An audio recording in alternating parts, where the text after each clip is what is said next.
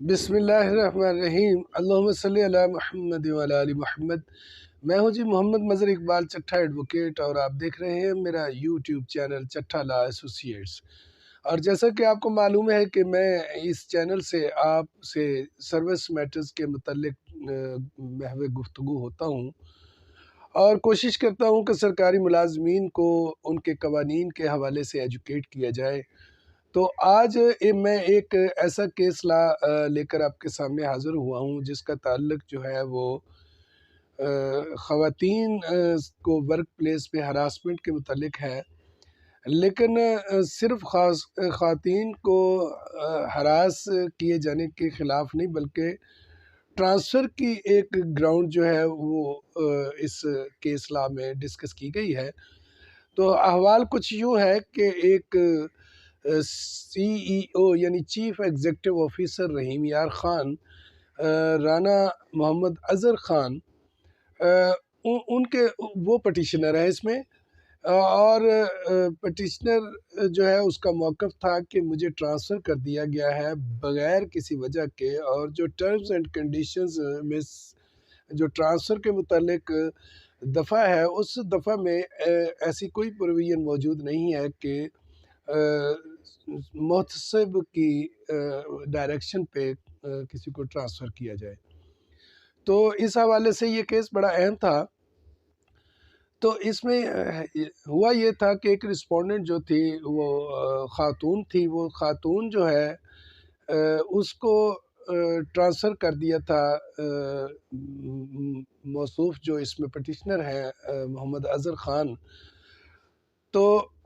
اس سے قبل جو وہ خاتون جو تھیں اس نے ایک پٹیشن جو ہے وہ دائر کر رکھی تھی کہ ورک پلیس پہ اسے ہراساں کیا جا رہا ہے، اور اسی پٹیشنر کے خلاف اس کی پٹیشن تھی۔ تو اس ریونج میں اس پٹیشنر نے اس کے خلاف کارروائی کی، تو وہ پھر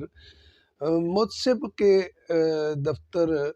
چلی گئی اور وہاں اس نے اپنا کیس جو ہے وہ پیش کیا۔ تو امبڈس پرسن جو تھا اس نے اس میں ایکشن لیتے ہوئے اس کا جو ٹرانسفر یا اس کو ورک پلیس پہ جو ہراساں کیا جا رہا تھا اس کے خلاف آرڈر پاس کیا۔ اسی آرڈر کا ایک حصہ تھا کہ یہ جو اس وقت سی ای او ہے جس نے ورک پلیس پہ خاتون کو ہراساں کیا ہے، تو اس کو ٹرانسفر کیا جائے۔ تو اسی ہدایات پہ اس کو ٹرانسفر کیا گیا۔ پہلے کافی اس کی جو ہے مزاحمت کی گئی، اور اس ڈپارٹمنٹ میں یہ ایک سوال اٹھا کہ یہ اختیار حاصل نہیں ہے امبیڈسمن کو کہ وہ اس طرح کی ڈائریکشن، وہ یہ تو فیصلہ کر سکتا ہے کہ ہراساں کیا گیا ہے یا نہیں، لیکن یہ ریکمنڈیشن جو ہے وہ نہیں کر سکتا۔ تو بہرحال پھر یہ معاملہ جو ہے خود ہی وہ جو چیف ایگزیکٹو آفیسر محمد اظہر خان تھا وہ عدالت عالیہ میں لے آیا۔ تو یہاں مسٹر جسٹس جناب جواد حسن صاحب نے اس کی سماعت کی، اور اس نے پھر اس میں ڈیٹیل فیصلہ دیتے ہوئے ایک اصول وضع کیا کہ اگر خواتین کے حقوق جو ہیں وہ سلب ہو رہے ہیں، اور اس کے جو پروٹیکشن ایکٹ 2010 ہے ورک پلیس پہ جو اس کو تحفظ حاصل ہے ہراساں کیے جانے کے خلاف، اگر اس پہ کوئی حرف آتا ہے تو اس میں اگر کسی جو اتھارٹی ہے، جو اس کا باس ہے، جو اس کو ہراساں کر رہا ہے، تو پھر اس کے وہ ڈائریکشن جو اس کے متعلق ادارہ دے سکتا ہے۔ اور اسی بنیاد پہ آنریبل ہائی کورٹ نے اس کیس کو ڈسمس کر دیا، اس پٹیشن کو جو ہے ایڈمیشن سے پہلے ہی ایلیمنی اس کو خارج کر دیا، اور یہ 2022 کے رسالہ میں جو ہے رپورٹ ہوا ہے۔ اور یہ کیس لا جو ہے آپ نوٹ کر لیں، یہ آپ کو کام آئے گا۔ یہ ہے جی case law 2022 P L C C S 736 page پہ یہ موجود ہے۔ اور یہ کیس لا جو ہے اس میں پھر کافی ساری جو ہے وہ سائٹیشنز جو ہیں وہ بھی پیش کی گئی، جس میں ایک بڑی ہی مشہور جو سائٹیشن سپریم کورٹ کی تھی، وہ تھی کہ Sherwani and others versus government of Punjab through secretary finance division Islamabad and others 1991 SCMR 1041 page.